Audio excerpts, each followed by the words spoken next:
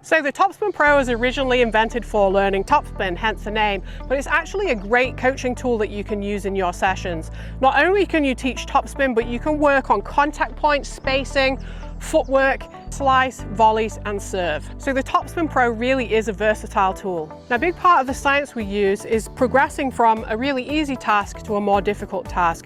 And this makes it faster and more easy for a student to progress. So the first level of difficulty would be practicing the skill using a still ball, such as the TopspinPro. The reason this is a great way to learn technique is there's no incoming pressure because there's no moving ball. So the fact that the ball is nice and still means you can break down that technique and keep it nice and simple and allow the person to build up the muscle memory with none of that incoming pressure. Once a student has grasped that technique, you can then make it progressively more difficult with a moving ball. So the next step moving on from a still ball would be a drop feed. So a drop feed is adding in a moving ball, but it's slightly less difficult than a fast kind of incoming ball from the other side of the net. So it's a great way for the player to move from beginning with the still ball to actually learning how to rally. After the drop feeds, we're going to move on to a hand-fed ball, and this makes it more realistic. It's still a fairly slow ball, but the ball is actually moving towards them. So they'll have to learn how to get a good contact point and spacing. Once they've got the hang of hand feeds, you can then feed to them using a racket, which adds a little bit more pace and pressure. After you've added in the racket feeds, you're going to add in movement, so throwing the ball away from the student so they can learn to judge their spacing.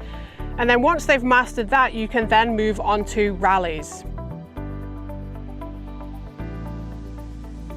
So as you move through the progressions with your student, it's really important at every step that they understand what tactical intention is. So tactical intention is basically knowing what they are trying to do with the ball. So rather than just swinging and trying to get perfect technique, if they don't understand where they are trying to place the ball and how they're trying to place it, then they're not going to progress in the same way.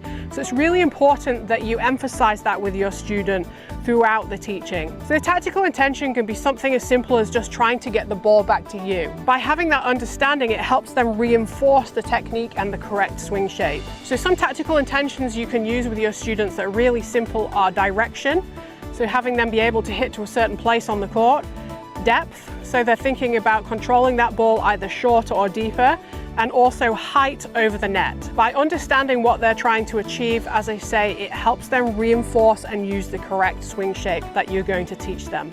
If you want to know more about teaching with progressions and the science behind how players learn best, check out our Coaching with the TopspinPro course. We'll guide you through step-by-step methods for teaching all of the key shots: forehand, backhand, volley, slice and serves, using simple progressions that build confidence and skills fast. Whether you're new to coaching or just want better results, this course has got you covered. Find out more in the description below.